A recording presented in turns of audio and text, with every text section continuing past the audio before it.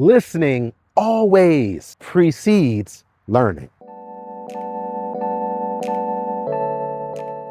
Grace and peace, everybody. Welcome to Sabbath School Study Group. This is part number 4 of our 5-part series, Conflict Resolution. If we ever needed the Lord before, we sure do need this word right now. Talking about living in the land, living in promise. And yes, even in promise, there were problems amongst the children of Israel.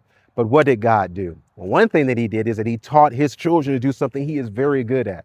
He's amazing at, and that's the power to listen. But before we get into the word, thank you for listening. Thank you for watching. If you could do us a favor, hit the like button so others can find this study. Subscribe to the channel if you haven't already to stay in touch. And we'd like to come to where you are. We're in Jackson, Mississippi, but why not be where you are? We're even willing to come at our own expense, but we need you to send the invitation. So why don't you start that by sending an email to contact@changeministry.org. Listening preceding learning. The commitment to have a conversation is what leads to this conflict being resolved in Joshua 22. But it's not just the power to speak that's at work, it's also the power to listen. In Joshua chapter 22, there in verse 30, it says, "And when Phineas, who was the representative of the 9.5 tribes versus the other 2.5 tribes, and the princes of the congregation and the heads of the thousands of Israel, which were with him, they heard the words that the children of Reuben and the children of Gad and the children of half the tribe of Manasseh spake." They heard those words and it pleased them. The only way that we can hear is to listen. They all had some dialogue and they were all talking. But in order for that talking to be meaningful, somebody had to be willing to listen. And Phineas did.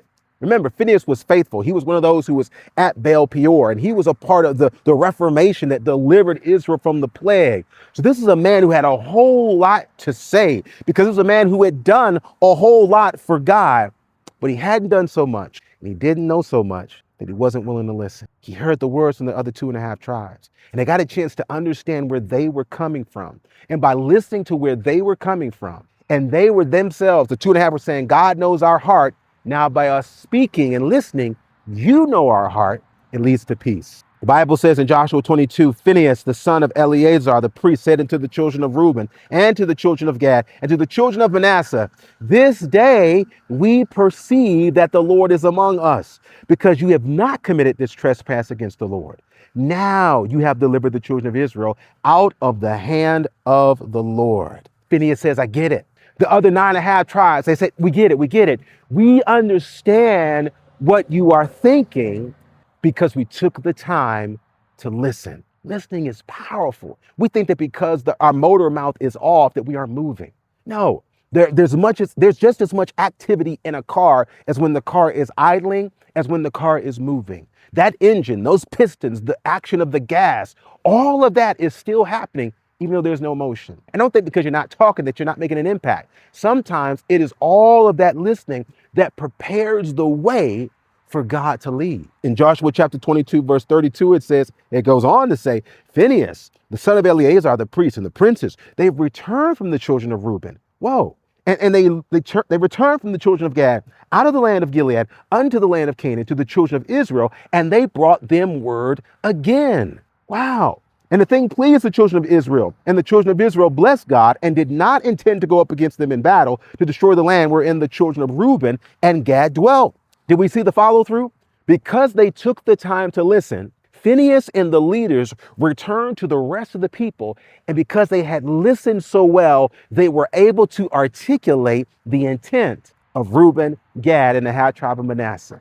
Listening enables us to not just to know cognitively, but to embrace even and get to a point of agreeing because we realize, wow, I see the whole picture now. I can present this, and because they could take it back to the rest of the group, we're good.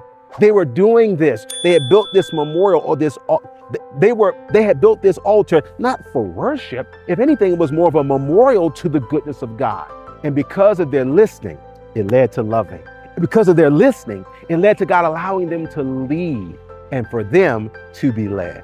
I'm so grateful that even in a land of promise, while there may be problems, one of the most powerful tools we have is not our ability to speak. It's not the smoothness of our mouths, but the size of our ears that can lead us to victory.